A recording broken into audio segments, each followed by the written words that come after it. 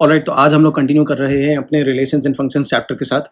I hope आपने इसका जो लास्ट वीडियो मैंने अपलोड किया था वो आपने देखा है तो ये थोड़ा समझेगा, नहीं तो ऑफ कोर्स लास्ट वीडियो देखे बिना ये नहीं समझेगा। एनीवेज, आज का हमारा पहला टॉपिक है प्रॉपर्टीज़। अब हम लोग ने लास्ट चैप्टर में देखा था, लास्ट जो वीडियो मैंने अपलोड किया था उसमें हम लोगों ने देखा था कि क्रॉस प्रोडक्ट क्या होता है।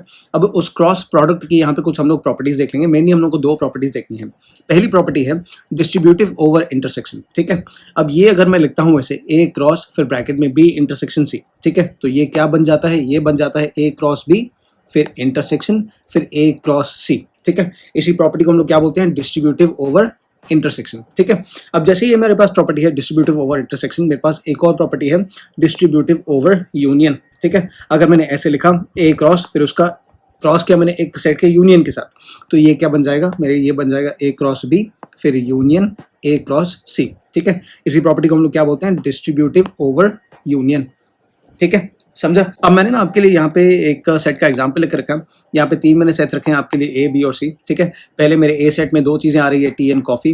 दूसरे सेट में मेरे पास आ रहा है ब्रेकफास्ट एंड लंच, एंड तीसरे सेट में मेरे पास आ रहा है लंच एंड डिनर, ठीक है। नाउ आई वांट यू कि आप लोग क्या करो, आप ये जो दो प्रॉपर्टीज़ हैं, पहली एंड सेकेंड, ये आप वेरीफाई करो यूजिंग दिस एग्जाम्पल, ठीक है। ये एग्जाम्पल यूज करके इन दो प्रॉपर्टीज को खुद से वेरीफाई करो। बेसिकली आपको करना क्या है, आपको इसका वैल्यू उठाना है और आपको देखना है कि वो इसके वैल्यू के सेम आ रहा है या नहीं आ रहा है, ठीक है।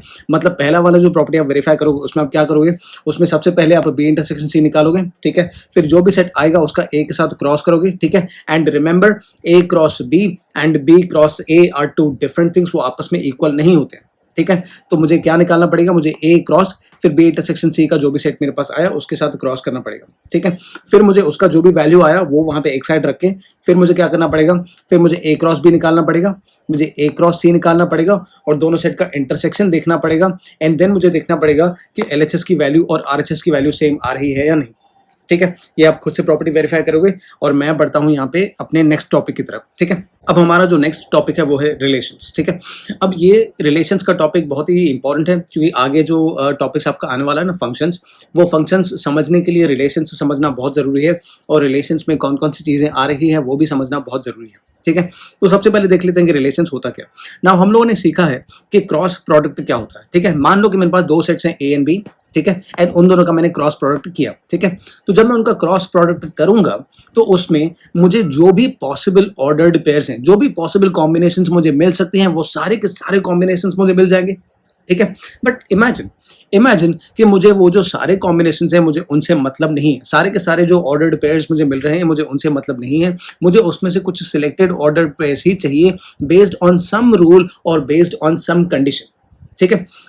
देखो, but sometimes we only want certain ordered pairs instead of all based on a specific condition or a rule, ठीक है। अब समझो कोई तो मैंने कंडीशन लगा दिया, कोई तो मैंने रूल लगा दिया, ठीक है। अब मैंने जब ए क्रॉस बी का प्रोडक्ट देखा था उसमें लेट्स से मुझे 10 ऑर्डर्ड पेयर्स मिले थे, ठीक है। ए क्रॉस बी का जो प्रोडक्ट किया था उसके सेट में मुझे 10 ऑर्डर्ड पेयर्स मिलते हैं, ठीक है। बट मैंने उन पे कुछ तो रूल कुछ तो कंडीशन लगाया, उसको हम लोग समझते हैं अभी डिटेल में समझते हैं, ठीक है। पहले सिर्फ सुन लो मैं क्या बोल रहा हूँ। उस पर अगर मैंने कुछ भी कंडीशन या कुछ भी समझो रूल लगाया और उसके बेसिस पे मुझे जो सेट बनता है उस सेट में मुझे 4 ही ऑर्डर्ड पेयर्स मिल रहे हैं, ठीक है। मेरे कंडीशन के हिसाब से जो मेरी कंडीशन सेटिस्फाई कर रहे हैं मुझे उसके हिसाब से 4 ऑर्डर्ड पेयर्स मिलते हैं, ठीक है। तो वो जो मेरा सेट बनेगा ना, वो जो मेरा कलेक्शन ऑफ पेयर्स बनेगा, वो 4 ऑर्डर्ड पेयर्स का सेट, उस सेट को मैं बोलूंगा एक रिलेशन, ठीक है। उस सेट को मैं बुलाऊंगा ही क्या कि ये एक रिलेशन है, ठीक है। समझा इतना। अब आगे देखो, अब उसको बोला कैसे जाता है। पहली बात तो समझो मैंने ए क्रॉस बी किया है, उसके ऊपर एक कंडीशन लगाया है और कंडीशन में से मैंने कुछ 4 या 5 जो भी जितने भी ऑर्डर्ड पेयर्स मुझे उस कंडीशन के बेसिस पे मिल रहे हैं मैंने वो निकाला और उसको एक अलग सेट में डाल दिया, ठीक है। उस सेट को मैं बुलाऊंगा कैपिटल आर, मतलब ये रिलेशन है, ठीक है। अब उस रिलेशन को बुलाते कैसे हैं, उसको बोलते हैं relation from A to B. अगर मैंने ए क्रॉस बी में से रिलेशन निकाला है तो मैं उस रिलेशन को क्या बोलूंगा, relation from A to B. अगर लेट्स से मैंने बी क्रॉस ए निकाला तो उसमें से मैं रिलेशन जो निकालूंगा वो मेरा रिलेशन क्या बनेगा, relation from B to A, ठीक है। तो अब उसका फॉर्मूला एक बार डेफिनेशन देख लेते हैं। Relation R from set A to set B, ठीक है, is a subset of A cross B. अब ये जो मुझे जो 4 ऑर्डर्ड पेयर्स रिलेशन में मिल रहे हैं, ठीक है, ये 4 ऑर्डर्ड पेयर्स मैंने निकाले कहां से, ए क्रॉस बी में से ही निकाला ना। ए क्रॉस बी पे जब मैंने कुछ कंडीशन लगाया तो उसमें से ही तो मुझे वो 4 या 5 ऑर्डर्ड पेयर्स मिले ना, ठीक है। तो रिलेशन जो भी सेट होता है, रिलेशन का जो भी सेट होता है वो हमेशा क्या होता है, वो ए क्रॉस बी या जिसमें से भी आपने रिलेशन निकाला है उसका एक सबसेट होता है, ठीक है, उतना ध्यान में रखना।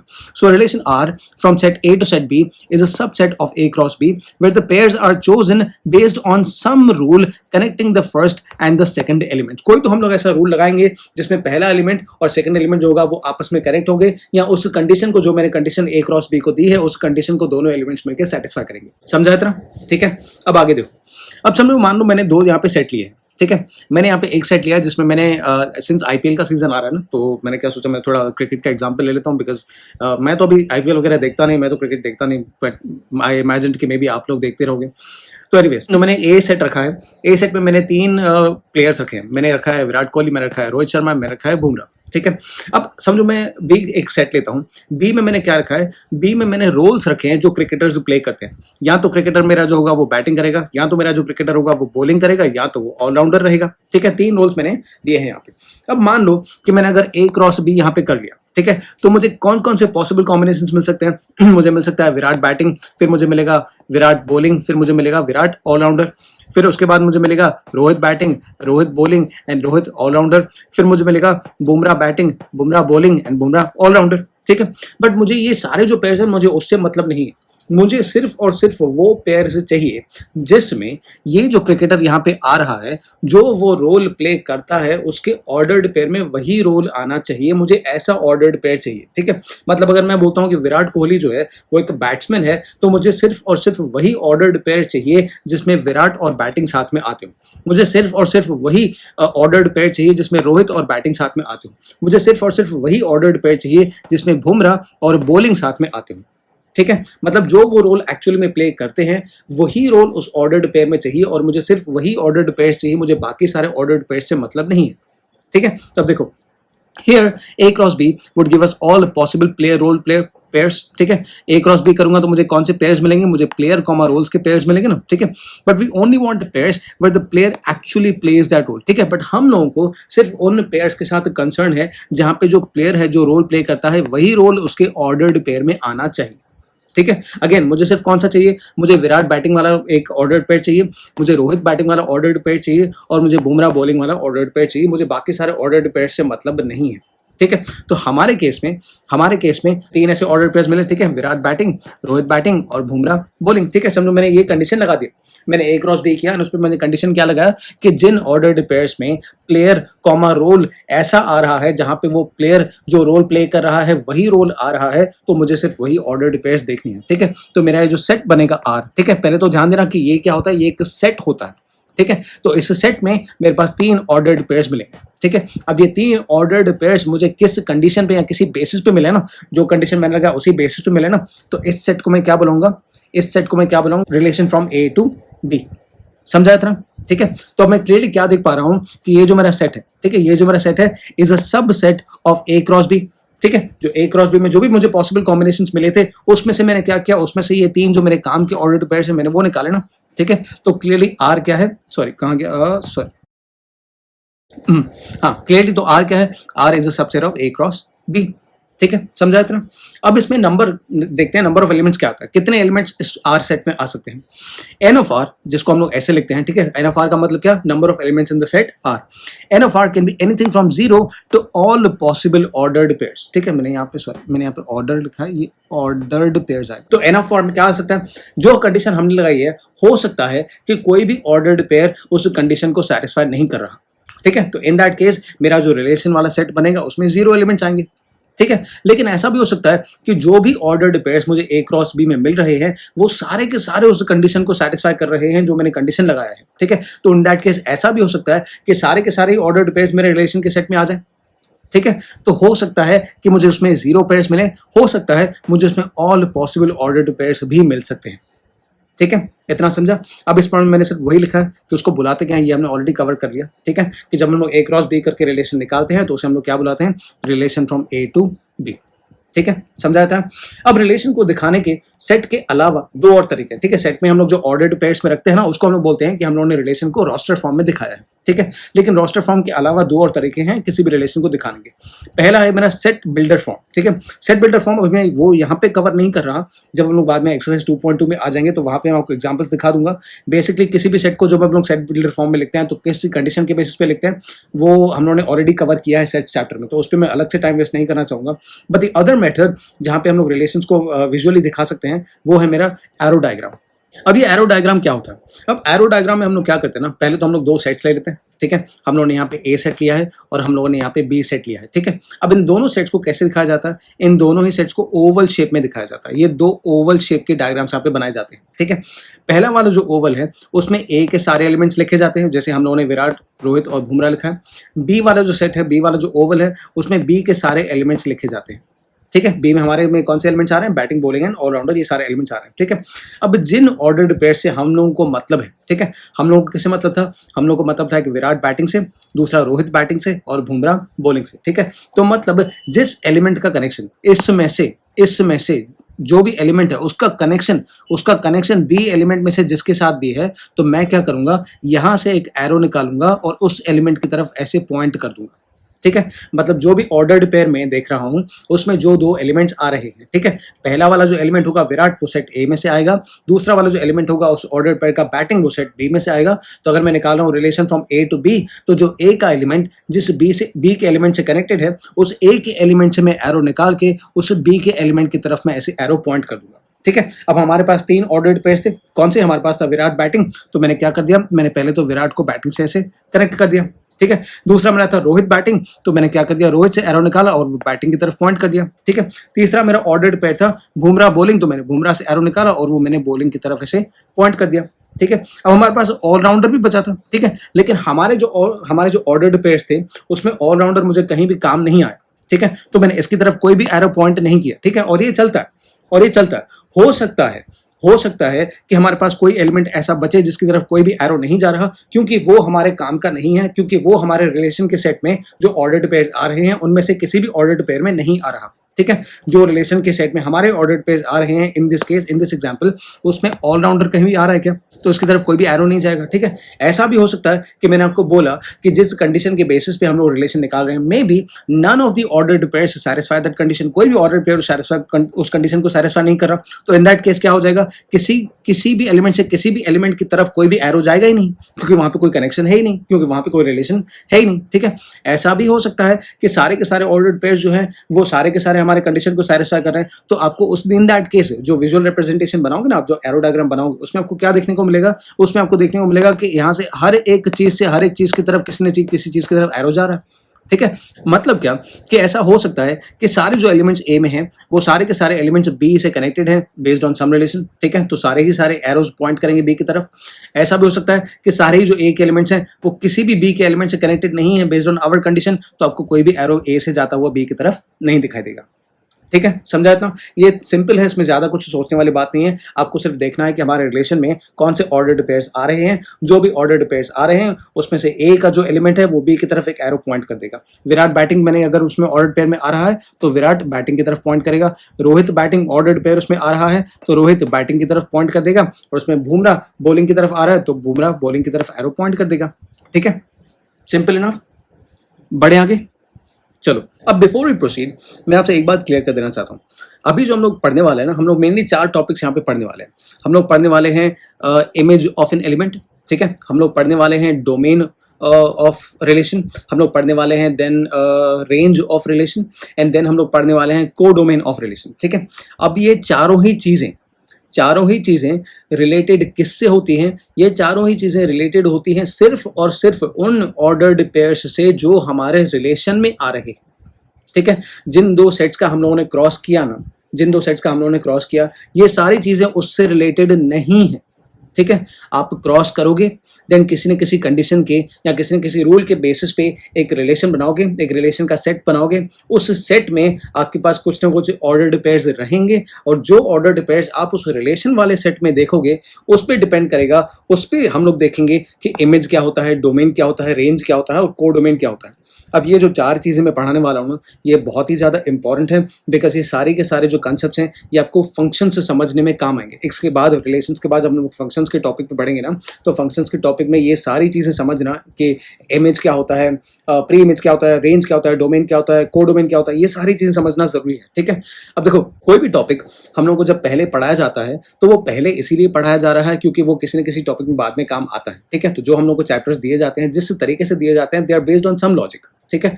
तो ऐसा मत करना कि जब आपने एक टॉपिक कर लिया या जब आपने एक चैप्टर कर लिया, तो बस करने के बाद आपने फॉर्मेलिटी पूरी कर ली कि बस हमने ये हमारा चैप्टर हो गया, ये हमारा खत्म हो गया, इसके बाद हम लोग वापस नहीं आना। They are your foundation. 11th and 12th का बेसिकली जो भी मैथ्स होगा ना, जो भी कैलकुलस होगा, वो पूरा ही आपका कनेक्शन देखने को मिलेगा, ठीक है? By the end of 12th आप देखोगे कि कैसे सेट्स का नॉलेज आपको कहीं ना कहीं 12th में अभी तक एंड तक काम आ रहा है, ठीक है? तो ये पूरा ही बेसिकली 2 साल का ये जो मैथ्स है ना, ये आपको टॉपिक बाय टॉपिक नहीं, ये बेसिकली पूरा एक कोर्स है। तो अगर आपने सेट्स नहीं समझा अभी तक, तो पहले जाओ सेट्स वाले वीडियोस देखो, बहुत अच्छे से वो समझ लो बिकॉज अपना वो फाउंडेशन है। आपका जितना फाउंडेशन स्ट्रांग होगा, तो आपको पता है, मुझे पता है, पूरी दुनिया को पता है कि जितना फाउंडेशन स्ट्रांग होता है, हम आगे उसके उसके बेसिस पे जो भी टॉपिक्स डेवलप करते जाते हैं, वो हमारे इक्वली स्ट्रांग होते हैं। तो प्लीज मेक श्योर करना कि आपने पहले सेट्स समझा है, उसके बाद आपने क्रॉस प्रोडक्ट से समझे हैं क्या होते हैं, उसके बाद आपने रिलेशन समझा है क्या होता है, उसके बाद ही आप ये चीज़ पे आना, ठीक है? जब तक आपकी वो चीज़ें क्लियर नहीं हुई है, जब तक आपके वो डाउट्स क्लियर नहीं हुए, जब तक वो फाउंडेशन स्ट्रांग नहीं हुआ, तो प्लीज़ आगे बढ़ने की घाई मत करना बिकॉज हम लोग यहाँ पे फॉर्मेलिटी नहीं कर रहे हैं कि बस मैंने पढ़ाया, आपने पढ़ लिया, हम दोनों का काम खत्म हो गया, हम दोनों नेक्स्ट चैप्टर की तरफ बढ़ जाएंगे। ऐसा नहीं करेंगे हम लोग। We will make sure together, you and me together, we will make sure कि जो भी हम लोग पढ़ते हैं, हम लोग उसको समझ के आगे बढ़ेंगे, और जैसे जैसे आगे बढ़ते जाएंगे, वी विल मेक श्योर कि जो हमने पहले पढ़ा है वो भी हमारे ध्यान में है, वो हम लोग भूले नहीं है, ठीक है? दैट बीइंग सेड, आओ पहले ये देखते हैं इमेज ऑफ एन एलिमेंट क्या होता है, ठीक है? अब लाइक आई सेड, पहले हम लोग क्रॉस प्रोडक्ट निकालेंगे, फिर क्रॉस प्रोडक्ट पे कोई ना कोई हम लोग कंडीशन या कोई ना कोई हम लोग रूल लगाएंगे, और रूल में से क्या करेंगे, रिलेशंस का एक सेट बनाएंगे, उस सेट में हमें कुछ ना कुछ ऑर्डर्ड पेयर्स देखने को मिलेंगे, ठीक है? अब जो यहाँ पे ऑर्डर्ड पेयर लिखा है ना, ये उस रिलेशन के सेट को ही बिलोंग करता है, ठीक है? मान लो मेरा जो रिलेशंस का सेट है, उसमें मेरे पास एक ऑर्डर्ड पेयर आया है, ठीक है? इन दिस फॉर्म, इस फॉर्म में मेरे पास एक ऑर्डर्ड पेयर मिला है, ठीक है? तो इन दैट केस मैं क्या बोलूंगा कि ये जो सेकंड वाला एलिमेंट है ना मेरा, ये जो मेरा सेकंड वाला एलिमेंट है ना, ये क्या है, ये इसकी इमेज है, ठीक है? मेरा जो बी वाला एलिमेंट है वो क्या है, वो मेरे ए की इमेज है, ठीक है? कैसे बोलते हैं हम लोग इसको, हम लोग बोलते हैं B is the image of A. समझा इतना? रिलेशंस वाले सेट में जो ऑर्डर्ड पेयर हमको देखने को मिलेगा, उसमें हम लोग क्या बोलेंगे कि ये जो सेकंड वाला एलिमेंट है वो क्या है, वो पहले वाले एलिमेंट की इमेज है, ठीक है? तो मतलब क्या बोलूंगा मैं कि B is the image of A, ठीक है? सिमिलरली जब मैं बोलता हूं कि बी जो है वो ए की इमेज है, ठीक है? तो ए का भी तो कुछ ना कुछ रिलेशनशिप होगा ना बी के साथ, ठीक है? अब जब ए को अगर मैं देखूंगा, तो उसको बी के कनेक्शन में कैसे बोलूंगा मैं बोलूंगा कि जो हमारा ए है वो बी का प्री इमेज है, ठीक है? बी क्या हुआ, बी ए का इमेज हुआ, बी क्या हुआ, बी ए का इमेज हुआ, ठीक है? लेकिन ए क्या हुआ, वो बी का प्री इमेज हुआ, ठीक है? अब मैंने प्री इमेज की चीज यहाँ पे लिख के नहीं रखी है क्योंकि वो टेक्निकली 2.2 एक्सरसाइज के बाद में आती है, ठीक है? बट सिंस वो टॉपिक चल ही रहा है तो मैंने सोचा मैं समझा देता हूँ, but later on will cover this once again. Pre image वाला जो चीज है ना, वो हम लोग फिर से एक बार कवर करेंगे, ठीक है? For now it's only important to understand कि बी जो है वो क्या है, वो ए का इमेज है, ठीक है? अगेन ये समझना बहुत ज्यादा इंपॉर्टेंट है क्योंकि आगे ये चीजें आपको कोई समझाएगा नहीं, आगे you will be expected to already know कि आपको पता होना चाहिए कि इमेज क्या होता है, ठीक है? तो अगर मैं अपना जो हमने एग्जांपल लिया, ठीक है, हमने रिलेशंस में देखा था, हमें एक ऑर्डर्ड पेयर मिला था जिसमें आया था विराट कॉमा बैटिंग, ठीक है? तो मैं क्या बोल सकता हूँ कि इमेज ऑफ विराट क्या है, बैटिंग, ठीक है? मतलब मैं बैटिंग के बारे में क्या बोल सकता हूँ, बैटिंग के बारे में क्या बोल सकता हूँ कि बैटिंग क्या है, विराट की इमेज है, ठीक है? उसको मैं ऐसे भी लिख सकता हूँ, उसको लिखा ऐसे मैंने खेल, ठीक है? Image of Virat is equals to batting, पर उसको बोलते कैसे हैं, बोलते उसको ऐसे हैं कि बैटिंग क्या है, is the image of Virat, ठीक है? अब कुछ चीजें यहाँ पे नोट करने लायक है। पहले देखो, in a given pair one element of A can only have one image but the same element can appear in multiple pairs with different images। Sir पता नहीं क्या बोल के गए, इतना जल्दी जल्दी बोल के गए, वो भी इंग्लिश में, जो पता नहीं क्या बोला, ठीक है? आई कंप्लीटली अंडरस्टैंड, ठीक है? सिर्फ पढ़ने से समझ में नहीं आता। अब रुको उसको समझते हैं, ठीक है? पहली बात तो वो क्या बोल रहे हैं, किसी भी ऑर्डर्ड पेयर, ठीक है, वन एलिमेंट ऑफ ए, ठीक है? मतलब ए मतलब पहला सेट, हम लोग यहाँ पे कंसिडर कर रहे हैं कि हमने ए क्रॉस बी का क्रॉस प्रोडक्ट निकाला है, उसमें से कोई रिलेशन निकाला है, ठीक है? तो हम लोग जो रिलेशन में हम लोग को जो ऑर्डर्ड पेयर देखने को मिलेंगे ना, उसमें जो ए होगा वो किस में से आएगा, उसमें जो ए होगा वो ए सेट में से देखने को मिलेगा, और जो बी होगा वो किस सेट में से देखने को मिलेगा, बी सेट में से देखने को मिलेगा। ये हम लोगों ने लास्ट वीडियो में किया था, जो हमने पहला वीडियो किया ना रिलेशंस एंड फंक्शंस का, वहां पे हम लोगों ने ये बात कवर की थी, ठीक है? तो हम लोग यहाँ पे क्या बोलते हैं कि ये जो है ये ए सेट में से आया है, ठीक है, तो ये क्या बोल रहा है ना, वो बोल रहा है one element of A can only have one image. पहली बात तो इतनी, एक एलिमेंट को एक ही इमेज मिलेगी। कभी आप ऐसा ऑर्डर्ड पेयर नहीं दिखोगे, Virat comma batting comma bowling comma allrounder, ऐसे देखने को आपको नहीं मिलेगा। ठीक है, तो एक एलिमेंट का एक ही इमेज रहेगा। ठीक है, इतनी बात समझी। But but but but the same element can appear in multiple pairs with different images. ठीक है, लेकिन यही मेरा जो एलिमेंट है, ये आपको अलग अलग ऑर्डर्ड पेयर्स में देखने को मिल सकता है। ठीक है, मान लो फॉर एग्जांपल कि मेरे कंडीशन से अगर मेरे पास विराट कॉमा ऑलराउंडर ये भी पेयर मुझे रिलेशन में मिल जाता, ठीक है, हमारे एग्जाम्पल में नहीं मिला, बट मान लो, मानने में क्या जाता है, मान 2 मिनट मान लो ना, करेक्ट 2 मिनट मान लो। ठीक है, कि हमने जो कंडीशन लगाया था उसके बेसिस पे मुझे विराट कॉमा ऑलराउंडर ये पेयर भी देखने को मिलता। ठीक है, तो जब मैं इन दोनों पेयर्स को देखता हूं तो मेरा ऑब्जर्वेशन क्या है, मेरा ऑब्जर्वेशन है कि मेरा जो ऑब्जर्वेशन है इन दोनों पेयर्स को देख के वो क्या है कि विराट के पास हर ऑर्डर्ड पेयर में एक ही इमेज है। ठीक है, लेकिन ये जो विराट है ये मल्टीपल ऑर्डर्ड पेयर्स में मुझे देखने को मिल सकता है। इसमें भी मुझे देखने को मिला, इसमें भी देखने को मिला। अब पहले वाले पेयर में उसका इमेज अलग है, दूसरे वाले पेयर में उसका इमेज अलग है। ठीक है, तो वो ये जो स्टेटमेंट है ना, ये आपको वही कहने की कोशिश कर रहा है। The same element can appear in multiple pairs. ठीक है, same element can appear in multiple pairs with different images. ठीक है, ये पॉसिबिलिटी हमारे पास होती है। समझा इतना? बढ़े आगे चलो। नेक्स्ट हमारा पॉइंट है, वो क्या बोल रहा है, one element of B can be the image of multiple elements of A. ठीक है, अब जो एलिमेंट ये है मेरा बैटिंग, ये मेरा जो बी का एलिमेंट है बैटिंग। ठीक है, अब ये मल्टीपल चीजों का एलिमेंट, मल्टीपल चीजों का इमेज बन सकता है। ठीक है, मतलब ये बैटिंग जो है वो विराट का भी इमेज बन सकता है, और ये जो बैटिंग है ये रोहित का भी इमेज बन सकता है। ठीक है, समझा था? ये बस हमारी ऑब्जर्वेशन है कि जब हम लोगों ने रिलेशंस के ऑर्डर पेयर्स जो उनको जब देखा तो हम लोगों ने ये बातें उसमें ऑब्जर्व की। ठीक है, कि ये मल्टीपल पेयर्स में आ सकता है विद डिफरेंट इमेजेस। ठीक है, और ये भी मल्टीपल पेयर्स में आ सकता है, इसमें एक एलिमेंट्स अलग अलग मिलेंगे। मतलब ये जो चीज है ये डिफरेंट एलिमेंट्स की इमेज बन सकती है। सेम चीज डिफरेंट एलिमेंट्स की इमेज बन सकती है। ठीक है, समझा इतना? बढ़े आगे चलो। अब दूसरा मेरा टॉपिक है डोमेन ऑफ रिलेशन। ठीक है, अब डोमेन का मतलब बहुत सिंपल होता है, set of all elements of A that actually appear as a first elements in the relation. ठीक है, अब मैंने आपको शुरू में ही बोल दिया था कि हम लोग ये 4 चीजें जो अभी करने वाले हैं यहाँ पे, इमेज, डोमेन, रेंज और कोडोमेन, ये सारी ही चीजें किसको एप्लीकेबल होती हैं, जो रिलेशन में, जो रिलेशन वाले सेट में ऑर्डर्ड पेयर्स देखने को मिलते हैं, ये उनसे रिलेटेड होती है। ठीक है, तो मान लो मैंने एक ऑर्डर्ड पेयर ले लिया। ठीक है, रिलेशंस में से, रिलेशंस वाला जो मेरा सेट होगा ना, मान लो मैं उस रिलेशंस वाले सेट को देख रहा हूँ, उसमें जो भी ऑर्डर्ड पेयर्स आ रहे हैं, उन ऑर्डर्ड पेयर्स में पहला मेरा जो एलिमेंट होगा वो किस में से आया होगा, वो पहले सेट ए में से आया होगा। ठीक है, अगर मैं ए क्रॉस बी का रिलेशन निकालता हूँ, ठीक है, तो उस रिलेशन वाले सेट में जो भी ऑर्डर्ड पेयर्स मुझे देखने को मिलेंगे, उन सब का पहला एलिमेंट मुझे किस में से देखने को मिलेगा, उसमें से वो सेट ए में से देखने को मिलेगा। ठीक है, इतना समझो। तो जब मैं समझो, अच्छा ठीक है, चलो मैं एग्जांपल के थ्रू ही समझाता हूँ डायरेक्टली। ठीक है, अब मान लो मैंने यहाँ पे क्या किया, मैंने यहाँ पे 2 सेट्स लिए। पहले सेट में मैंने लिया है विराट कोहली, रोहित शर्मा, बुमराह एंड धोनी। ठीक है, दूसरा मैंने बी सेट लिया है, मैंने उसमें लिया है बैटिंग, बॉलिंग एंड देन तीसरा ऑलराउंडर। ठीक है, अब मैंने वही कंडीशन लगाया है, क्या कंडीशन लगाया है कि मुझे ऐसे प्लेयर्स चाहिए जो रोल्स एक्चुअली में जो प्ले कर रहे हैं वही मुझे चाहिए। ठीक है, वही मुझे उसमें चाहिए, ऑर्डर प्लेयर्स में मेरे रिलेशन में मुझे चाहिए। ठीक है, तो मान लो मेरा जो सेट बनता है, जो मेरा रिलेशन वाला सेट बनता है, वो कुछ ऐसा दिखता है। उसमें पहले पेयर में आ रहा है विराट कॉमा बैटिंग, दूसरे पेयर में आ रहा है रोहित कॉमा बैटिंग, और तीसरे पेयर में आ रहा है बुमराह कॉमा ऑलराउंडर।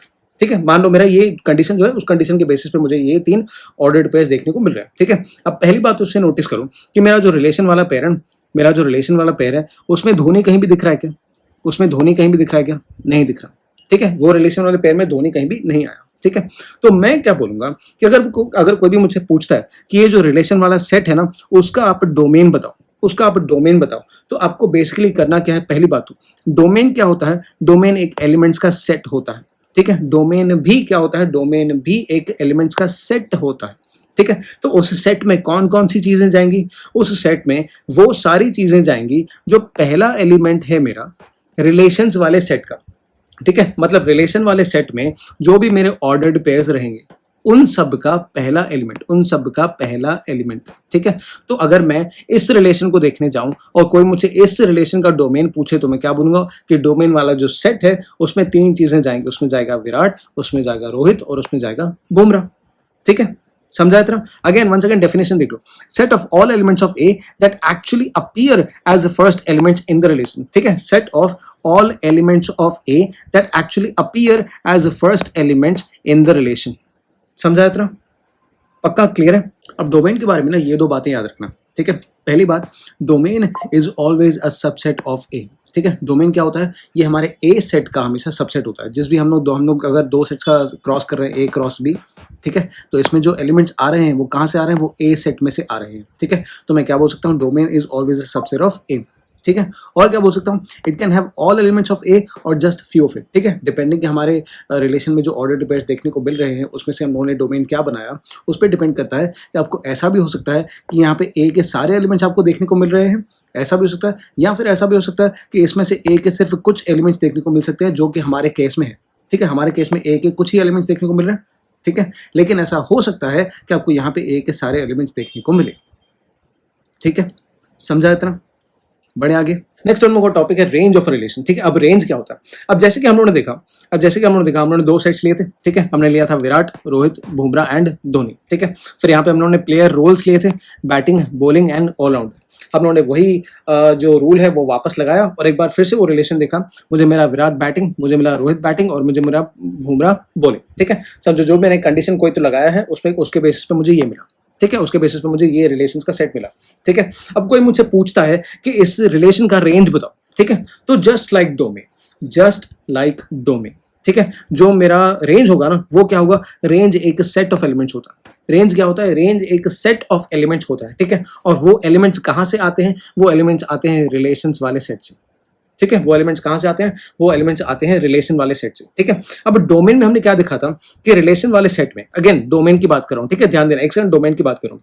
डोमेन में हम लोगों ने क्या देखा था कि रिलेशन वाला जो सेट होता है उसमें जो भी ऑर्डर्ड पेयर्स आते हैं उनमें जो पहला वाला एलिमेंट होता है वो सारे कहाँ चले जाते हैं? वो सारे डोमेन के सेट में चले जाते हैं, ठीक है। लेकिन इसमें जो दूसरे वाले एलिमेंट्स होते हैं ना, ये बी वाले एलिमेंट्स, ठीक है, बी सेट वाले एलिमेंट्स, ये सारे एलिमेंट्स होते हैं ना, ये सारे किस में चले जाते हैं? ये सारे मेरे चले जाते हैं रेंज में।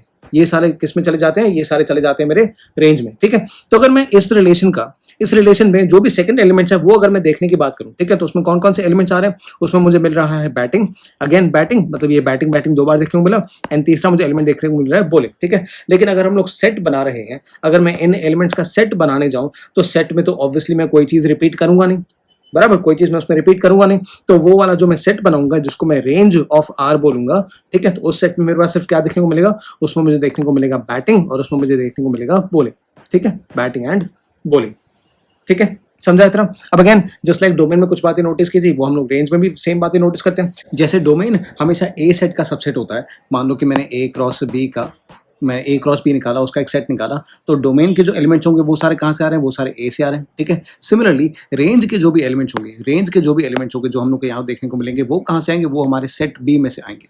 और सेम डोमेन के जैसे it can have all elements of B और just a few of it. अब ये हमने ऑलरेडी समझा, इसको फिर से देखने की जरूरत नहीं है, ठीक है। बट इतना याद रखना कि domain is always a subset of the first set and range is always a subset of the second set, ठीक है।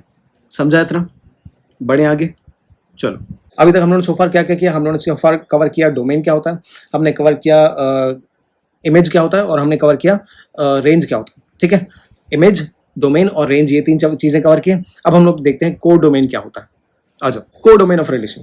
को domain is the entire set B, ठीक है। अब को डोमेन किसको बोलते हैं? ये याद रखना और समझना दोनों ही बहुत ईजी है, ठीक है। को डोमेन बेसिकली आपका पूरा सेट बी होता है, ठीक है। को डोमेन क्या होता है? आपका पूरा सेट बी। हमने ए क्रॉस बी किया अगर हमने, तो मेरा जो बी वाला सेट होगा उस पूरे ही सेट को मैं क्या बोलूंगा कि वो मेरा को डोमेन है, ठीक है। The set from which all the second elements are chosen, ठीक है। जिस सेट में से सारे सेकंड एलिमेंट्स चूज किए जाते हैं, ठीक है, जिस सेट में से सारे सेकंड एलिमेंट्स चूज किए जाते हैं वही सेट को हम लोग क्या बोलते हैं? वही सेट को हम लोग बोलते हैं को डोमेन, ठीक है। उसी सेट को हम लोग क्या बोलते हैं? को डोमेन, ठीक है। अब ये पॉइंट इंपॉर्टेंट है, regardless of whether every element of B is an image of any element of A or not, ठीक है। अब मान लो कि मैंने यहाँ पे रिलेशंस का सेट लिया, ठीक है, यहाँ पे रिलेशंस का मैंने एक सेट लिया, ठीक है। तो मुझे यहाँ पे जो सेकंड एलिमेंट्स देखने को मिल रहे हैं, हम लोग यहाँ पे बेटा सेकंड एलिमेंट्स की बात करें ना, एंटायर सेट बी की बात करें ना, तो बी में से सेकंड एलिमेंट्स ही मिलते हैं ना, ठीक है। तो हम लोग क्या करें, यहाँ पे रिलेशंस के हमने सेट को देखा, तो रिलेशंस के जो सेकंड एलिमेंट्स है ना, मुझे वहाँ पे क्या देखने को मिल रहा है? वहाँ पे देखने को मिल रहा है बैटिंग एंड बॉलिंग, ठीक है। लेकिन हमारा जो बी सेट है, उसमें मुझे क्या देखने को मिल रहा है? मुझे देखने को मिल रहा है batting, bowling and all rounder, ये भी देखने को मिल रहा है ना, ठीक है। अब ये जो ऑलराउंडर है, ये जो ऑलराउंडर है वो मुझे रिलेशन में देखने को नहीं मिल रहा, ठीक है, वो मेरे रिलेशंस वाले सेट में मुझे देखने को कहीं नहीं मिल रहा, ठीक है। लेकिन कोडोमेन का उससे मतलब ही नहीं होता। कोडोमेन आपको क्या बोलता है? कोडोमेन आपको बोलता है कि ये जो भी सेट है ना पूरा, आप इसी को बस कोडोमेन मान लो, आप इसी को कोडोमेन मान लो, इसका इसके साथ कोई मतलब नहीं है। ये जो ऑलराउंडर है ये रिलेशन में आ रहा है या नहीं आ रहा, उससे कोडोमेन को फर्क नहीं पड़ता। ये वाला जो एलिमेंट है वो कोडोमेन में जाएगा ही, रिगार्डलेस कि वो इसमें आ रहा है या नहीं, ठीक है। ये स्टेटमेंट आपको वही देखने को, वही समझाने की कोशिश कर रहा है। Regardless of whether every element of B is an image of any element of A or not, ठीक है। ये जो चीज है, ये जो चीज है, ये किसकी इमेज बन के रिलेशंस वाले सेट में आए या नहीं, ये जो चीज है किसकी इमेज बन के रिलेशंस वाले सेट में आए या नहीं, उससे मतलब नहीं है। कोडोमेन में पूरा ही सेट मेरा बी आ जाएगा, ठीक है। समझा इतना? तो मैंने यहाँ पे देखो कोडोमेन लिख के रखा है, कोडोमेन यहाँ पे लिख के रखा है, ठीक है, एंटायर सेट बी, ठीक है। लेकिन उसका रेंज क्या होगा? रेंज क्या होगा? रेंज में हम लोग रिलेशंस वाले सेट को देखेंगे और हम लोग उसमें क्या देखेंगे कि उसमें जो सेकंड एलिमेंट्स आ रहे हैं रेंज में सिर्फ वो जाएंगे, ठीक है, रेंज में सिर्फ वो जाएंगे। और मेक श्योर करना कि रेंज भी एक सेट होता है और सेट में एलिमेंट्स रिपीट नहीं होते हैं, ठीक है। समझा इतना? अब हमने कुछ ऑब्जर्वेशंस देखी है यहाँ पे, वो मैंने यहाँ पे नोट करके रखी है, ठीक है। पहला ऑब्जर्वेशन क्या है? Range is subset of codomain, ठीक है। रेंज में जो भी चीजें आती हैं कहाँ से आएंगी? वो मेरे सेट बी में से ही आएंगी ना, ठीक है। रेंज में जो भी चीजें आएंगी वो कहाँ से आएंगी? वो सेट बी में से ही आएंगी। जब हम लोग रेंज लास्ट टॉपिक में देख रहे थे तो हमने उसमें ये बात नोटिस की थी ना कि range is a subset of B, ठीक है। तो रेंज ऑटोमेटिकली क्या हो जाएगा? रेंज कोडोमेन का भी तो सबसेट हो जाएगा ना, ठीक है। अब क्या रेंज और कोडोमेन इक्वल हो सकते हैं क्या? क्या ये दोनों जो सेट्स हैं, ये दोनों जो सेट्स हैं, ये कभी इक्वल हो सकते हैं क्या? हो सकते हैं, ठीक है। लेकिन कब हो सकते हैं? They are equal only if all elements of B appear as an image to some element from A, ठीक है। अगर ये जो सारे ही एलिमेंट्स हैं, ठीक है, ये जो सारे एलिमेंट्स हैं वो किसी न किसी की इमेज बन के अगर मुझे रिलेशंस वाले सेट में देखने को मिलते हैं, ठीक है, ये सारे ही एलिमेंट्स अगर मुझे किसी न किसी की इमेज बन के वो ए यहाँ पे रिलेशंस वाले सेट में दिख रहे हैं, तो इन दैट केस क्या हो जाएगा? इन दैट केस रेंज वाला जो सेट है वो कोडोमेन वाले सेट के इक्वल हो जाएगा। समझा? ये पॉइंट आपको यही बताने की कोशिश कर रहा है, ठीक है। समझा इतना? बढ़े आगे। चलो नेक्स्ट हमारा टॉपिक है total number of relations from A to B, ठीक है। अब हम लोगों ने ऑलरेडी देखा कि रिलेशन क्या होता है। अगर हम लोग किसी दो सेट्स का क्रॉस प्रोडक्ट करते हैं, ए क्रॉस बी हम लोगों ने किया, तो रिलेशन वाला जो सेट होता है वो बेसिकली क्या होता है? वो ए क्रॉस बी वाले जो सेट का सबसेट ही होता है ना, ठीक है। वो जो क्रॉस प्रोडक्ट वाला सेट है, रिलेशंस क्या है? रिलेशंस उसका सबसेट ही है, ठीक है। अब देखो, relation from A to B is a subset of A cross B, ठीक है। इतना समझा? रिलेशन हम लोग निकाला कहाँ से? ये वाला जो सेट था रिलेशन का वो निकाला कहाँ से? हम लोगों ने ए क्रॉस बी वाले सेट में से निकाला, ठीक है। तो रिलेशन के लिए मैं क्या बोलूंगा कि वो क्या है? वो ए क्रॉस बी वाले सेट का सबसेट है, ठीक है। तो जब हम लोग एक क्वेश्चन पूछते हैं ना कि टोटल नंबर ऑफ रिलेशंस कितने पॉसिबल हो सकते हैं फ्रॉम ए टू बी, तो हम लोग बेसिकली पूछ रहे हैं कि ए क्रॉस बी ये जो सेट है इसके कितने सबसेट्स पॉसिबल हैं। समझा? इसके टोटल नंबर ऑफ सबसेट्स कितने पॉसिबल है, हम लोग वही पूछ रहे हैं, ठीक है।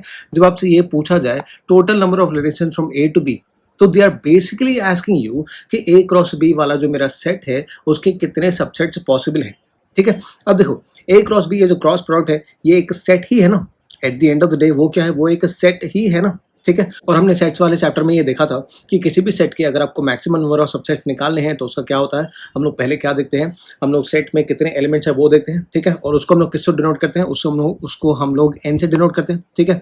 मैक्सिमम नंबर ऑफ एलिमेंट्स हम लोग किससे डिनोट करते हैं? एन से डिनोट करते हैं, ठीक है। तो मैक्सिमम नंबर ऑफ सबसेट्स किसी भी सेट के, वो क्रॉस प्रोडक्ट वाला सेट हो, चाहे वो रिलेशन वाला सेट हो, चाहे वो कोई भी सबसेट हो, ठीक है। तो किसी भी सेट के मैक्सिमम नंबर ऑफ सबसेट्स जो होते हैं वो कितने होते हैं? वो होते हैं 2n, ठीक है। और इसमें n क्या है? Number of elements in that set, ठीक है, number of elements in that set. Once again अगर आपसे पूछा जाए कि टोटल नंबर ऑफ रिलेशंस कितने पॉसिबल हैं फ्रॉम ए टू बी, तो वो आपसे क्या पूछ रहे हैं? वो आपसे पूछ रहे हैं कि ए क्रॉस बी वाला जो मेरा सेट है उसके मैक्सिमम नंबर ऑफ सबसेट्स कितने पॉसिबल हो सकते हैं। तो आप क्या देखोगे? आप देखोगे कि ए क्रॉस बी वाला जो मेरा सेट है इसमें कितने एलिमेंट्स या फिर कितने ऑर्डर्ड पेयर्स आ रहे हैं, ठीक है, कितने पेयर्स या फिर कितने एलिमेंट्स आ रहे हैं, और उसको आप क्या कर दोगे? आप 2n कर दोगे, तो आपको क्या मिल जाएगा? आपको मैक्सिमम नंबर ऑफ सबसेट्स मिल जाएगा ए क्रॉस बी का, ठीक है। और वही मैक्सिमम नंबर ऑफ सबसेट्स जो होगा उसी को हम लोग दूसरे वर्ड्स में क्या बुलाएंगे? Total number of relations from A to B, ठीक है बेटा। समझा इतना? अब आगे देखो, total number of relation from A to B is equal to कितना हो जाएगा 2n, ठीक है, वेयर n क्या हो जाएगा, n is the number of elements in A cross B, ठीक है, that is the number of ordered pairs, ठीक है, number of elements A cross B में एलिमेंट्स क्या है, वो ऑर्डर्ड पेयर्स है ना, तो मतलब जितने ऑर्डर्ड पेयर्स उतने मेरे एलिमेंट्स, ठीक है। अब जैसे कि हम लोगों ने सबसेट्स का जब हम लोग ये लास्ट सेट चैप्टर में देख रहे थे ना, हम लोगों ने ये देखा था कि किसी भी सेट पे दो चीजें एप्लीकेबल होती हैं। एक तो वह ये कि एम्प्टी सेट जो होता है वो किसी भी सेट का सबसेट होता है, ठीक है, ये जनरल किसी भी सेट पे आप देखो उस पे ये रूल एप्लीकेबल है, ठीक है, कि एम्प्टी सेट जो होगा वो किसी भी सेट का सबसेट होगा, ठीक है, और दूसरा जो सेट होता है वो खुद का ही एक सबसेट होता है, ठीक है। तो वही दो बातें हम लोग यहाँ पे भी अप्लाई करेंगे। यहाँ पे सिर्फ हम लोग उस सबसेट को क्या बुलाएंगे, उस सबसेट को हम लोग रिलेशन बुलाएंगे, ठीक है। तो इस सेट का जो रिलेशन होगा, ठीक है, अगर मैं देख रहा हूँ कि ए क्रॉस बी जो है इसके कितने नंबर ऑफ रिलेशंस पॉसिबल है, मतलब कितने सबसेट्स पॉसिबल है, तो उसमें दो चीजें मैं इंक्लूड करूंगा। कौन सी? एक तो मैं इंक्लूड करूंगा एम्प्टी रिलेशन, यहाँ की एम्प्टी सबसेट, ठीक है। मैंने ये जो बाजू में लिखा है ना, this is basically to remind you कि हम लोग जो सेट्स वाला लॉ देख रहे थे ये वही है, ठीक है। मतलब इसमें कौन सा एक सबसेट इंक्लूडेड होगा हमेशा, वो इंक्लूडेड होगा एम्प्टी रिलेशन, ठीक है, या फिर जिसको हम लोग नल सेट बुलाते हैं। दूसरा मेरा कौन सा सबसेट ऑटोमेटिकली हमेशा इंक्लूडेड होगा, वो होगा कंप्लीट रिलेशन वाला, ठीक है, कंप्लीट रिलेशन मतलब द एंटायर सेट इटसेल्फ, ठीक है। तो हम लोग वहां पे बेसिकली कौन सा रूल देख रहे हैं, every set is a subset of itself, ठीक है। इसी को हम लोग यहाँ पे क्या बुला रहे हैं कि वो जो सबसेट है जो खुद का ही सबसेट है, उस सबसेट को हम लोग क्या नाम दे रहे हैं यहाँ पे, कंप्लीट रिलेशन। समझा इतना? बढ़े आगे, चलो अब हम लोग कर रहे हैं रिलेशन ऑन ए, ठीक है। अब हम लोग सो फार क्या करते आए ना, सो फार हम लोगों ने दो अलग सेट्स लिए हैं ए और बी, उनका हम लोगों ने क्रॉस किया, ए क्रॉस बी किया, फिर उन पे कोई कंडीशन या फिर कोई रूल लगाया और उसमें से हम लोगों ने एक सेट निकाला जिसको हम लोगों ने क्या बुलाया, रिलेशंस वाला सेट, ठीक है। लेकिन अगर मैं दो सेम सेट्स की बात करूं तो अगर यहाँ पे जो ए और सी बी मेरे पास जो सेट्स हैं ए और बी, अगर वो दोनों ही इक्वल हो, तो अगर मैं ए और ए की ही बात कर रहा हूं तो मैं ये जो बोलता हूँ ना कि relation from A to B, ठीक है, उसको मुझे फिर क्या बुलाना पड़ेगा, उसको मुझे बुलाना पड़ेगा relation from A to A, ठीक है। अगर दोनों ही सेट ए है, दोनों ही सेट सेम है, तो मैं क्या बुलाऊंगा, relation from A to A, ठीक है। लेकिन इसी चीज को बुलाने का एक शॉर्टकट तरीका है, उसको हम लोग बोलते हैं रिलेशन ऑन ए, ठीक है। ये जो ए और बी का जो रिलेशन होता है उसको हम लोग क्या बोलते हैं, relation from A to B, A to B बुलाते हैं, ठीक है, ए टू बी। लेकिन जब हम लोग एक सेट का अपने ही सेट के साथ रिलेशन देखते हैं तो हम लोग क्या बोलते हैं, रिलेशन ऑन ए, ठीक है, रिलेशन ऑन ए। याद पड़ेगा इतना? पक्का? करें आगे, ठीक है। देखो अब रिलेशन ऑन ए के लिए ये वाला जो मेरा सेट बनेगा, इसके लिए मैं क्या बोल सकता हूँ, it is simply a subset of A cross ए, ठीक है। रिलेशन वाला सेट तो वैसे भी क्या होता है, जिस क्रॉस प्रोडक्ट वाले सेट में से निकला है वो उसका सबसेट ही तो होता है ना, ठीक है। तो रिलेशन ऑन ए के लिए भी मैं क्या बोल सकता हूँ कि it is a subset of A cross ए, ठीक है। अब मैंने यहाँ पे समझो एक एग्जाम्पल लिया है, मैंने एक ए सेट लिया है जिसमें मैंने लिया है 1, 2 एंड 3, ठीक है। अब मैंने उस पर एक कंडीशन या उस पर एक रूल लगाया है।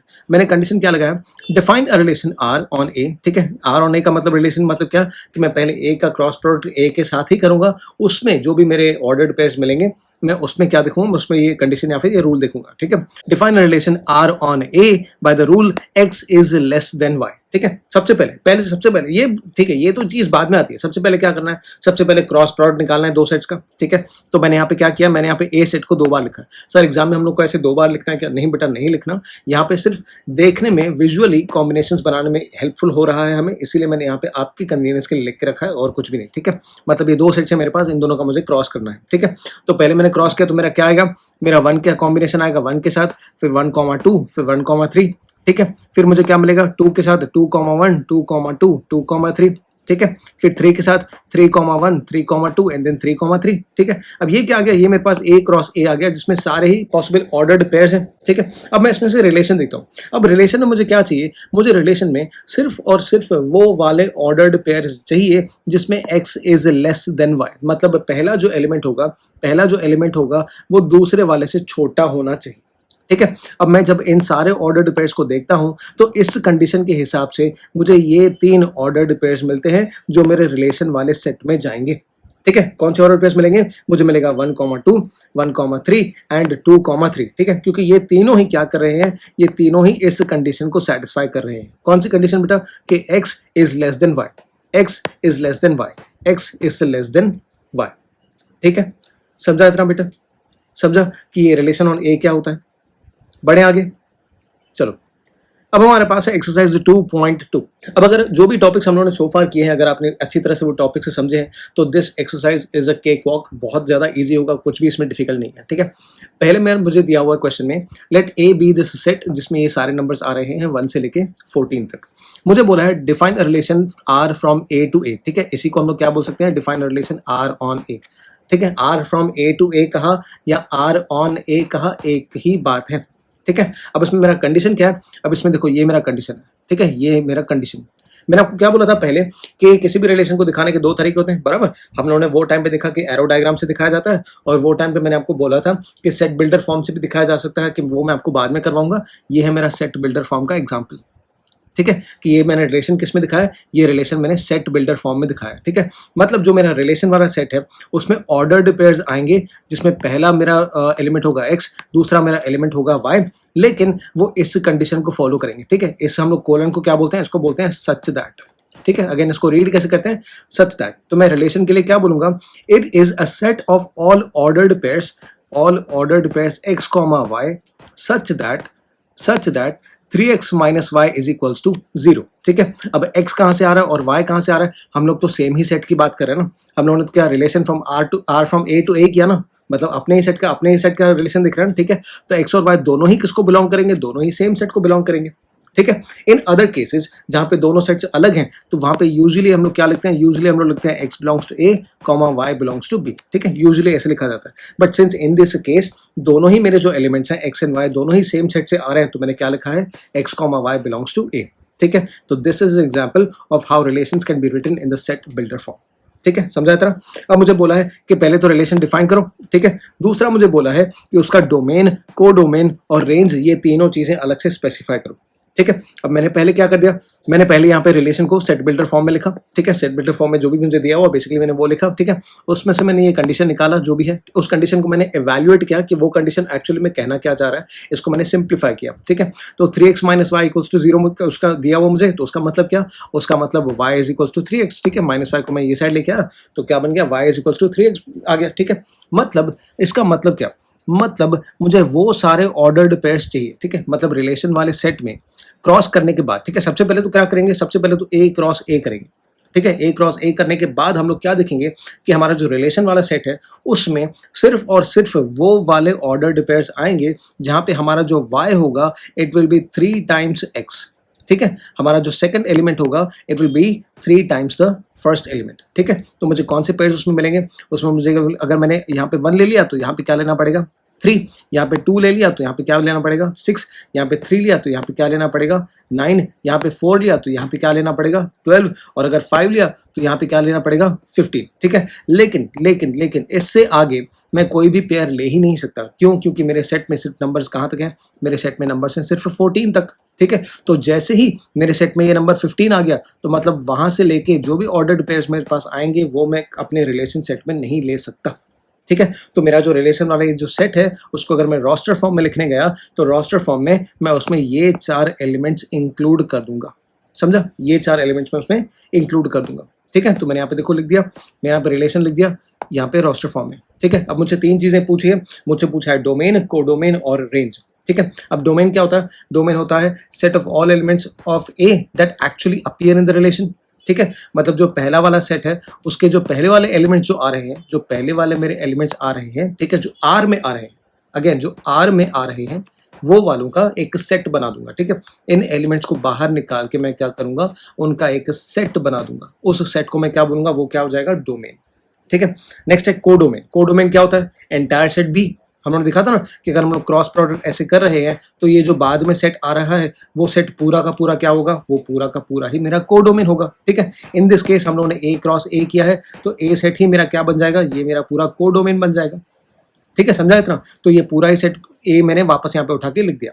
उसके बाद मुझे पूछा है रेंज। रेंज क्या होता है, जो रिलेशनशिप में ऑर्डर्ड पेयर्स में जो सेकंड एलिमेंट्स होते हैं जो सेट बी से आ रहे हैं, अगेन उसका डेफिनेशन याद रखना। ठीक है, all elements that come from B that actually appear in our relation set. ठीक है, बी में से जो सारे भी सेकंड एलिमेंट्स आ रहे हैं, सारे जो सेकंड एलिमेंट्स आ रहे हैं जो रिलेशन में एक्चुअली मुझे दिखाई देने चाहिए, ठीक है, वो मेरा अगर मैं उनको बाहर निकालूं, ये मैंने 3 को निकाला, 6 को निकाला, 9 को निकाला, 12 को निकाला और इनका एक सेट बना दिया, तो उस सेट को मैं क्या बोलूंगा, वो सेट होगा मेरा रेंज ऑफ आर। ठीक है, इसको मैं बोलूंगा रेंज ऑफ आर। ठीक है, समझा इतना। वंस अगेन, रिलेशन वाले सेट में जो भी पहले एलिमेंट्स होंगे वो किस में जाएंगे, वो जाएंगे मेरे डोमेन में।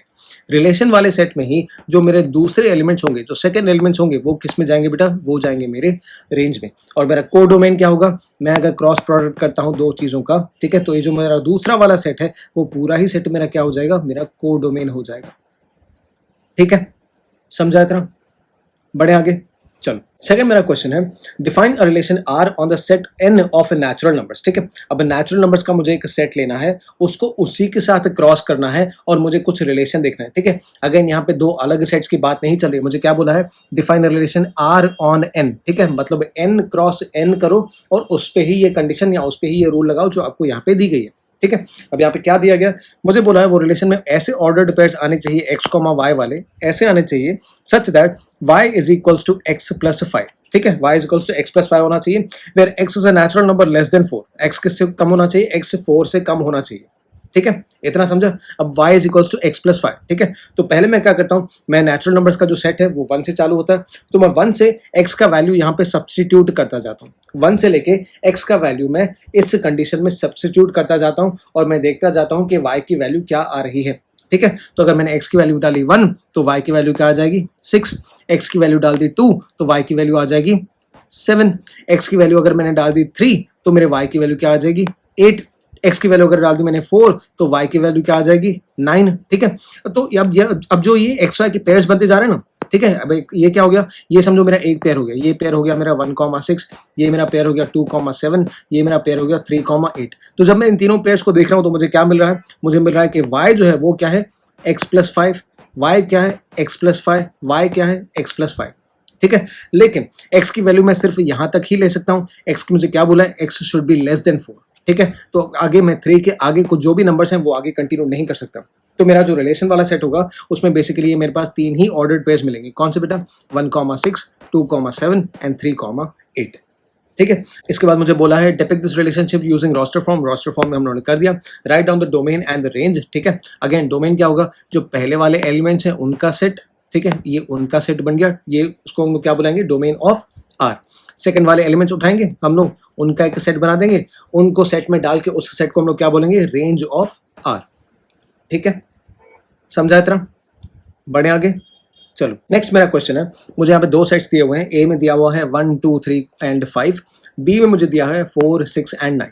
देन मुझे बोला है define relation R from A to B. ठीक है, define relation R from A to B by the rule, ये रूल होना चाहिए, आर में सारे ऑर्डर्ड पेयर्स x, y ऐसे आने चाहिए so that x and y is odd. ठीक है, sorry, difference between x and y कितना आना चाहिए, difference between x and y is odd.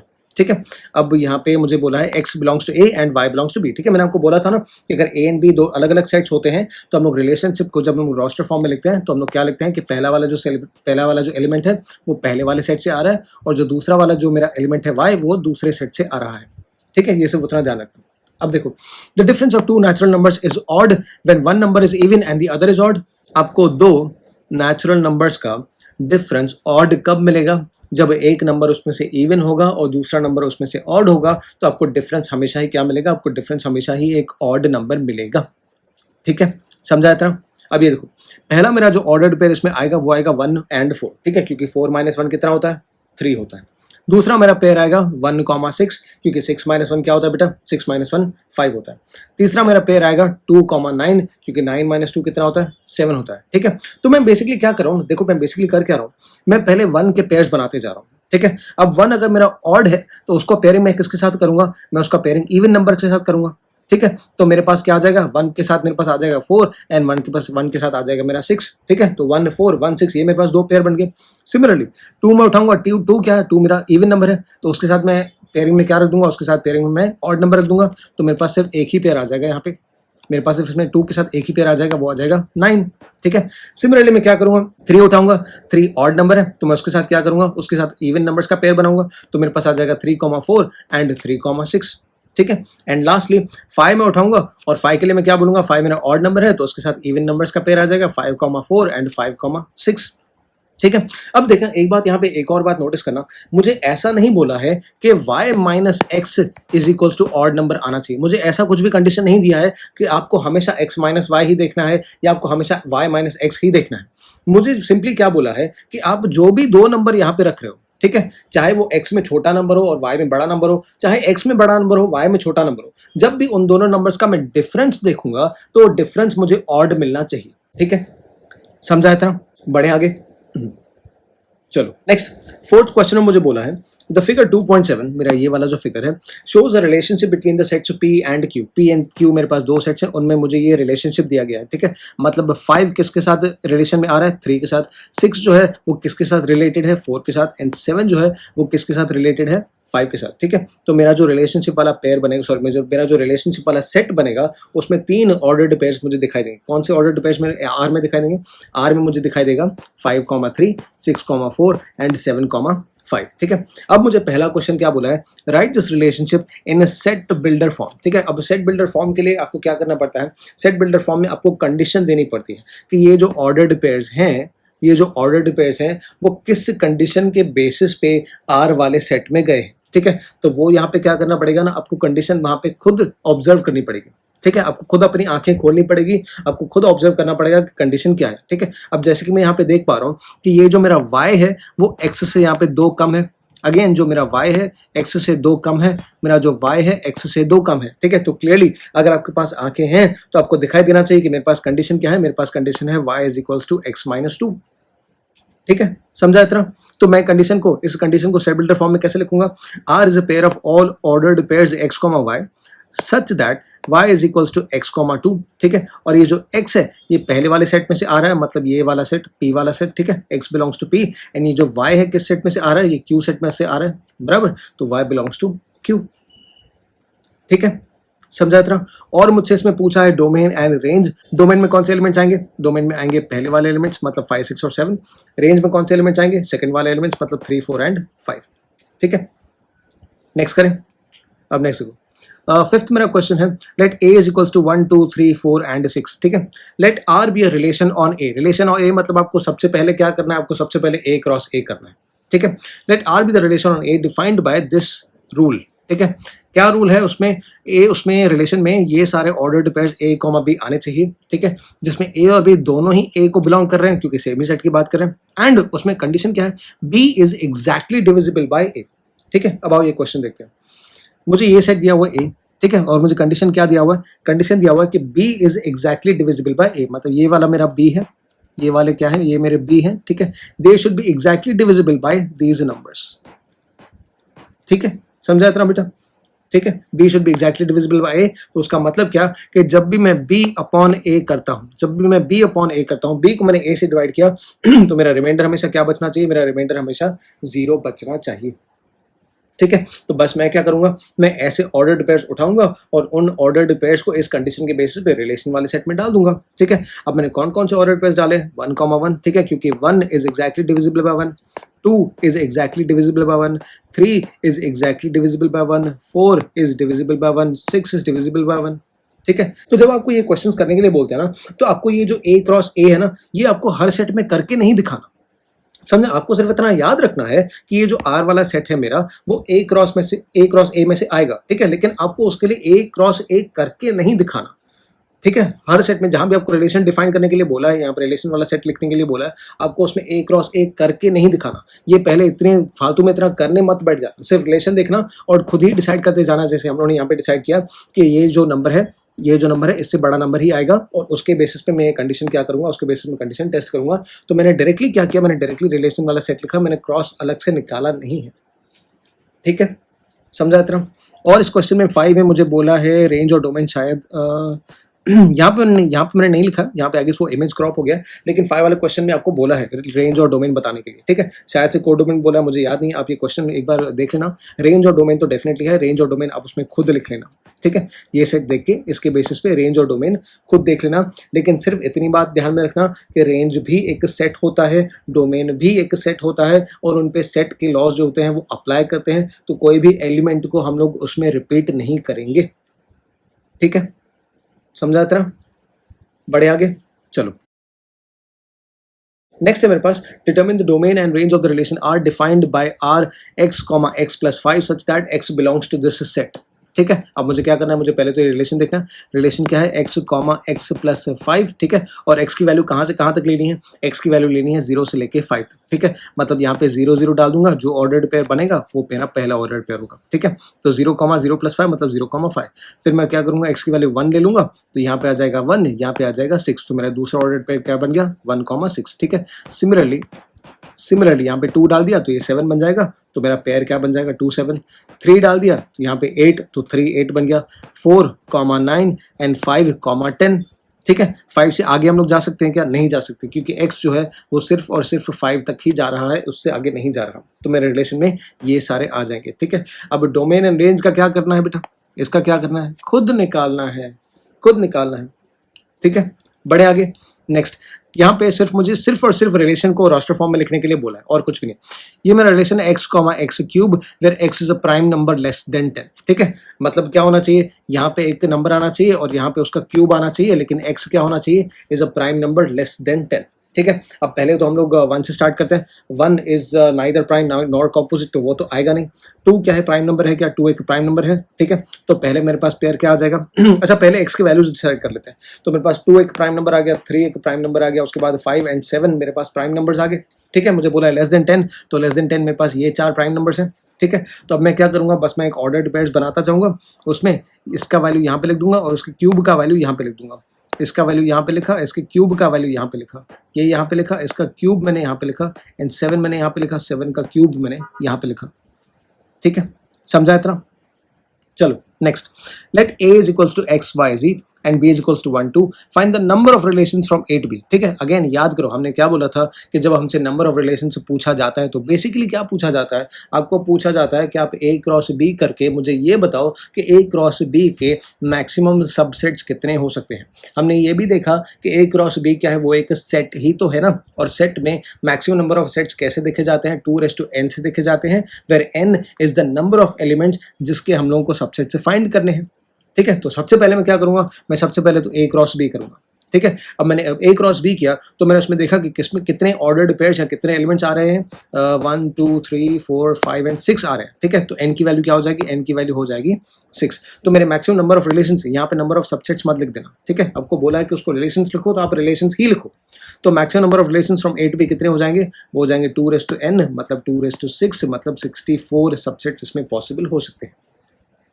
ठीक है बेटा, समझा इतना, इजी है, आई होप इजी है, क्योंकि इसमें कुछ ज़्यादा भी तो सोचने लायक है नहीं, सोचने लायक आएगा बेटा, आएगा आराम से धीरे धीरे। अभी तो बहुत इजी कंसेप्ट चल रहे हैं, तो इसमें ज़्यादा कुछ हार्ड क्वेश्चंस बन नहीं सकते हैं, बन सकते हैं। हम लोगों ने, अगर आपने सेट्स का मिसलेनियस एक्सरसाइज का वीडियो देखा है तो आपने उसमें देखा होगा कि कैसे सेट्स का जो हमने चैप्टर किया था वो काफ़ी ईजी लग रहा था हम लोग को, लेकिन जब हम लोग मिसलेनियस एक्सरसाइज पे आए तो कितना ज़्यादा हम लोग का उसमें लॉजिक टेस्ट हुआ, कितना हम लोग को उसमें डेप्थ में समझना पड़ा उन चीज़ों को, तो जाके हम लोग को उसको आंसर समझ में आ रहा था। ठीक है, सिमिलरली इसमें भी ये होगा। ठीक है, तो for now these questions might seem easy, but इनकी डिफिकल्टी लेवल धीरे धीरे बढ़ती जाएगी। ठीक है, देन उसके बाद हमारा लास्ट क्वेश्चन है, let R be relation on Z. ठीक है, सबसे पहली बात तो जी सेट क्या होता है, जी सेट क्या होता है, Z is a set of all integers. ठीक है, जी क्या होता है, is a set of all integers. अब नेक्स्ट क्वेश्चन देखो क्या है, let R be relation on Z defined by, अच्छा रिलेशन ऑन जी मतलब मुझे क्रॉस प्रोडक्ट कौन सा लेना है, मुझे क्रॉस प्रोडक्ट लेना है जी क्रॉस जी। ठीक है, अब मेरा रूल क्या है उसमें, a कॉमा बी उसमें ऑर्डर्ड पेयर्स आने चाहिए। ठीक है, वो a और b दोनों ही उस सेट को बिलोंग कर रहे हैं, सेम सेट की बात करें, और a माइनस b क्या आना चाहिए, एक इंटीजर आना चाहिए। ठीक है, a माइनस b क्या आना चाहिए, एक इंटीजर आना चाहिए। ठीक है, अब एक बात बताओ, ये जो मेरा a है वो क्या होगा, वो एक इंटीजर होगा क्योंकि वो जी सेट में से आ रहा है। b मेरा क्या होगा, b मेरा एक इंटीजर होगा क्योंकि वो भी किस सेट में से आ रहा है, वो भी तो जी में से ही आ रहा है ना। ठीक है, तो जब मैं किसी भी नंबर को उठा के अगर मैंने इंटीजर्स का आपको सेट बोल दिया, मतलब मैंने आपके सामने पूरा लाइन नंबर लाइन रख दिया, पूरा नंबर लाइन आपके रख दिया। अब पूरे ही नंबर लाइन में कोई भी दो नंबर उठा लो, कोई भी दो नंबर उठा लो, आपको हमेशा उसका आंसर क्या मिलेगा, इंटीजर ही मिलेगा ना बेटा।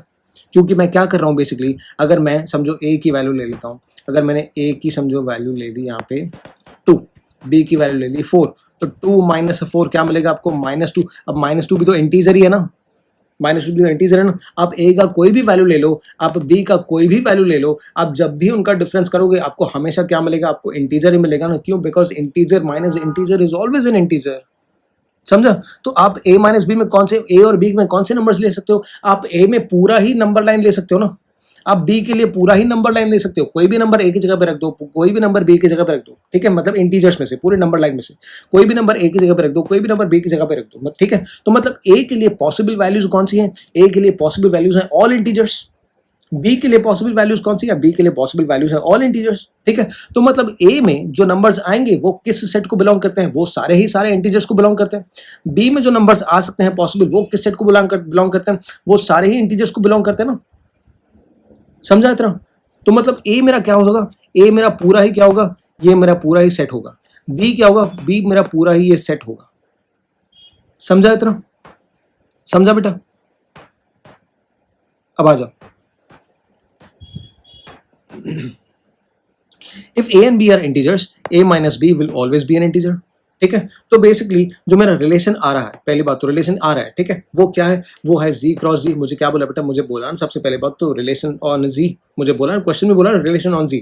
तो मुझे मेरा जो रिलेशन आएगा वो पूरा ही मेरा क्या होगा? वो पूरा ही मेरा z क्रॉस z का सेट होगा ना, ठीक है। मतलब रिलेशन में कौन से ऑर्डर्ड पेयर्स जाएंगे? जो भी ordered pairs z cross z में आ रहे हैं, मतलब दो नंबर्स का कॉम्बिनेशन, दो कोई भी इंटीजर्स का कॉम्बिनेशन, ठीक है। z क्रॉस z में कोई भी दो नंबर्स का कॉम्बिनेशन आएगा, कोई भी दो इंटीजर्स का कॉम्बिनेशन आएगा ना, ठीक है। और कोई भी दो नंबर्स आप ले लो, वो मेरे इस कंडीशन को सेटिस्फाई करेंगे ही करेंगे। तो मेरा जो रिलेशनशिप वाला सेट होगा उसमें z क्रॉस z पूरा ही सेट आ जाएगा ना। समझा बेटा? उसमें क्या आ जाएगा? z क्रॉस z पूरा ही सेट आ जाएगा, ठीक है। अब उनके जो सारे पहले एलिमेंट्स होंगे और जो सारे बाद वाले एलिमेंट्स हैं वो दोनों ही किसको बिलोंग कर रहे हैं? वो दोनों ही इंटीजर्स के पूरे सेट को बिलोंग कर रहे हैं ना। एक किसको बिलोंग कर रहा है? हमने देखा ए पूरे ही इंटीजर्स के सेट को बिलोंग कर रहा है। बी क्या कर रहा है? बी पूरे ही इंटीजर को सेट बिलोंग कर रहा है, ठीक है। तो अगर मुझसे पूछे डोमेन, मतलब जो पहले वाले एलिमेंट्स हैं, तो पहले वाले एलिमेंट्स में क्या क्या आ जाएगा? पूरा ही बेटा सारे इंटीजर्स आ जाएंगे ना, मतलब पूरा ही मेरा जी वाला सेट आ गया, ठीक है। और मुझसे पूछे कि रेंज में क्या आ सकता है, मतलब जो सेकंड एलिमेंट्स होंगे, ठीक है, जो सेकंड एलिमेंट्स होंगे वो भी इंटीजर्स हैं, वो सारे के सारे इंटीजर्स हैं, मतलब वो किस सेट को बिलोंग कर रहे हैं? वो मेरे जी सेट को बिलोंग कर रहे हैं। समझा? तो इन दिस केस मेरा रिलेशनशिप क्या होगा? मेरा आर होगा जी क्रॉस जी का पूरा ही सेट। आर क्या होगा? पूरा ही सेट, ठीक है। ये आपका एग्जांपल है कंप्लीट रिलेशन का, जहां पे ऐसा कंडीशन आपको दिया हुआ है जिसमें वो जो सारे ही ऑर्डर्ड पेयर्स को सेटिस्फाई कर रहा है। अगर आपने जी क्रॉस जी लिया तो उसमें इंटीजर माइनस इंटीजर क्या करेगा? वो सारे ही पेयर्स पे लग जाएगा। तो मेरे रिलेशनशिप में सारे ही जी क्रॉस जी वाले प्रोडक्ट्स आ जाएंगे। तो मैं क्या बोल सकता हूँ कि यहाँ पे कंप्लीट रिलेशनशिप दिख रहा है। तो आर की वैल्यू क्या हो जाएगी? जी क्रॉस जी वाला जो सेट है वो पूरा ही सेट मेरा आर बन जाएगा, ठीक है। एंड सिमिलरली डोमेन मेरा क्या बन जाएगा? डोमेन मेरा कोई भी इंटीजर ले लो, मतलब जी सेट में से कोई भी ले लो, तो डोमेन मेरा क्या बन जाएगा? जी सेट बन जाएगा। और रेंज क्या बन जाएगा? रेंज भी सिमिलरली डोमेन के जैसे ही सारे इंटीजर्स आ रहे हैं तो वो मेरा क्या बन जाएगा? वो भी मेरा जी सेट बन जाएगा, ठीक है। समझा इतना? आई थिंक आज के लिए इतना काफ़ी है। 2.2 हम लोगों ने कवर कर लिया। आज हम लोगों ने काफ़ी कुछ कवर कर लिया। हम लोगों ने प्रॉपर्टीज़ देखे क्रॉस प्रोडक्ट के, फिर हमने रिलेशन समझा क्या होता है, फिर हमने समझा इमेज ऑफ एन एलिमेंट क्या होता है, शॉर्ट में मैंने आपको बताया, प्री इमेज का भी बताया क्या होता है। देन हमने समझा कि डोमेन क्या होता है, रेंज क्या होता है, को डोमेन क्या होता है, और उसके बेसिस पर हमने कुछ क्वेश्चन देखे। तो आई थिंक आज का इतना एक लेक्चर काफ़ी है। आई होप आपको करने में ये मज़ा आया। आगे आगे जैसे जैसे आप बढ़ते जाओगे ना, जैसे जैसे क्या होता है ना, अगर आपको समझो कोई चीज़ का आपको नॉलेज कोई देता है और बाद में आपको उस नॉलेज के ऊपर टेस्ट की जाती है, तो जो भी नॉलेजेबल चीज़ आपने सीखी अगर वो आपको एक्चुअली में अप्लाई करने आएगी ना, जब आपकी वो टेस्ट की जाएगी, जब आपको डिफिकल्ट क्वेश्चन दिए जाएंगे, अगर वहाँ पे आपको वो नॉलेज अप्लाई करने आ गया ना, तो एक कॉन्फिडेंस सा बिल्ड होता जाता है। और जो भी सब्जेक्ट की हम लोग बात कर रहे हैं उस सब्जेक्ट को हम लोग पसंद करने लगते हैं, बिकॉज वो सब्जेक्ट हम लोग को कॉन्फिडेंस दे रहा है। हम लोग को लगता है कि हाँ भाई ये चीज़ हम लोग को आ रही है। तो इसलिए ही मैं यहाँ पे दो चीज़ें कर रहा हूँ। पहली बात तो थोड़ा मैं यहाँ पे स्लो जा रहा हूँ, एंड इनिशियली सिर्फ मैं एक्सरसाइज पे फोकस कर रहा हूँ। I am not focusing on anything else, क्योंकि मैंने एक्सरसाइज में ऑब्जर्व किया है कि यहाँ पे जो पहले एक्सरसाइज दी गई है ना, उसमें क्वेश्चंस काफ़ी ईजी दिए हैं। तो वो ईजी क्वेश्चंस क्या कर रहे हैं ना, ईजी क्वेश्चंस हम लोग को हमें फाउंडेशन पे फोकस करवा रहे हैं, हमें कंसेप्ट पे फोकस करवा रहे हैं। वो ईजी क्वेश्चंस हमें अभी फोर्स नहीं कर रहे हैं कि आप और डीप में जाओ और इसको समझो। They are basically getting us familiar with the concept, ठीक है। वो सिर्फ क्या कर रहे हैं, वो हमारे कंसेप्ट के साथ फेमिलियरिटी बढ़ा रहे हैं। हम लोग सिर्फ बता रहे हैं कि भाई 4 एग्जाम्पल्स में हमने डोमेन पूछ लिया, 4 एग्जाम्पल्स में रेंज पूछ लिया, तो हमने बार बार डोमेन का प्रैक्टिस कर लिया, बार बार रेंज का प्रैक्टिस कर लिया, बार बार रिलेशन देखा, तो हम लोग फेमिलियर हो गए वो कंसेप्ट के साथ, ठीक है। उसके बाद ये फेमिलियरिटी जब पूरी हो जाएगी ना, जब आप पूरे के पूरे मतलब ऐसे हो जाओगे, हाँ हम लोग को अभी प्रॉपर्ली समझ रहा है कि रिलेशनशिप होता क्या है, रेंज डोमेन को डोमेन, ये सब चीज़ें होती क्या है, तब जब आप बैठ के मिसलेनियस एक्सरसाइज करोगे या इसके बेसिस पे जो हार्ड क्वेश्चन है वो करोगे ना, तो वो करने बेटा आपको मज़ा आएगा ही आएगा। मैं गारंटी देता हूँ उस बात की, उसमें आपको मज़ा आएगा ही आएगा। And it's a subject that you will start loving. आपको इस सब्जेक्ट से और प्यार होने लगा कि अरे भाई क्या तो सब्जेक्ट है, इस सब्जेक्ट ने हमारा कॉन्फिडेंस बढ़ा दिया, ठीक है। चलो, आई होप लाइक ऑलवेज आपको मज़ा आया मेरे साथ ये चैप्टर करने में सो फार। मिलता हूँ आपसे नेक्स्ट वीडियो में, तब तक के लिए हैव अ गुड नाइट।